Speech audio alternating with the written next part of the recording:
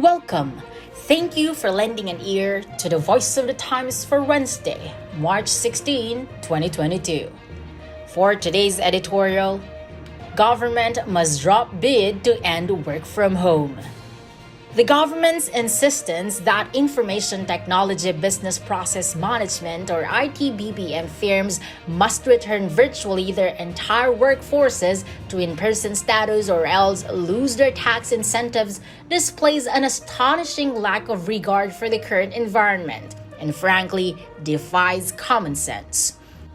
Under two recent resolutions by the Fiscal Incentives Review Board or FIRB, registered IT/BPM business enterprises are permitted to continue to use work-from-home arrangements for their employees, but only until the end of this month and provided that the work-from-home arrangement does not cover more than 90% of the firm's entire workforce.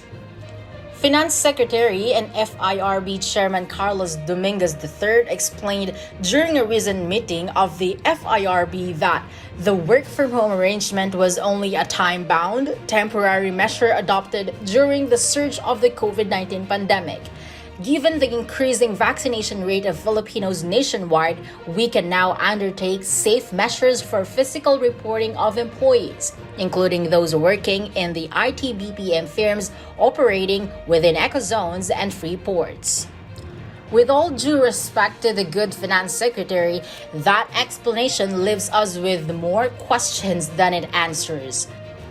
Certainly, businesses of all kinds can undertake safe measures for physical reporting of employees, but there is no rational explanation from the government why they must. After 2 years of enforced work-from-home arrangements due to the high risk to employees' health, most companies have discovered that their operations can be managed adequately with at least part of their workforce working from home. For the government to tell IT/BPM firms or any other businesses that having an arbitrary percentage of their workforce physically report to the office is mandatory without providing a compelling reason for it other than because we said so is unjustified interference. Such an edict probably could be challenged in court, and if the government persists in enforcing it, it probably should be. Instead of penalizing businesses for not calling all their staff back to on-site work, the government should, if anything, continue to offer incentives for companies to continue work-from-home arrangements where they are able.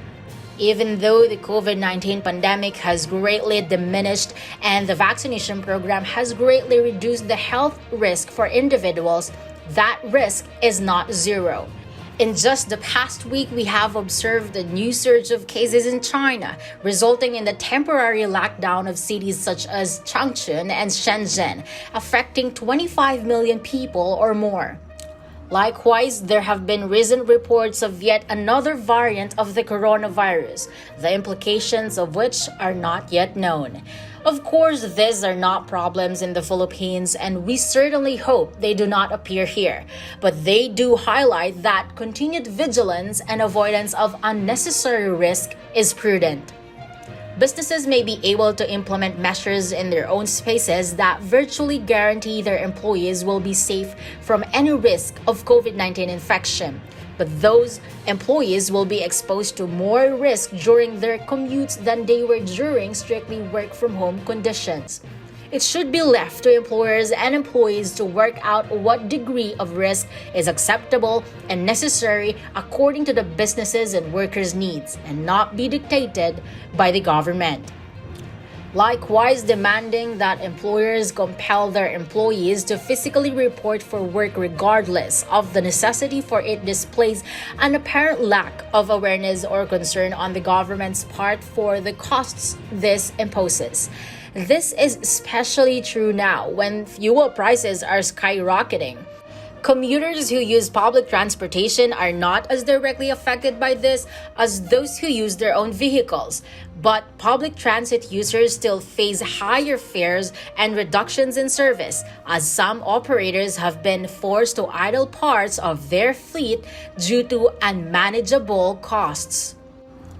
If the government cannot provide a practical, positive justification for ending work from home options, and we do not believe such a justification is possible, it should immediately drop the notion and instead encourage every business, whether in the IT BPM sector or otherwise, to make use of whatever flexible staffing arrangements best meets its needs and those of its employees. And that's the editorial for Wednesday, March 16, 2022. For more news and information, get a copy of the Manila Times on print. Subscribe to its digital edition or log on to www.manilatimes.net. Follow us on Twitter, Facebook, or Instagram.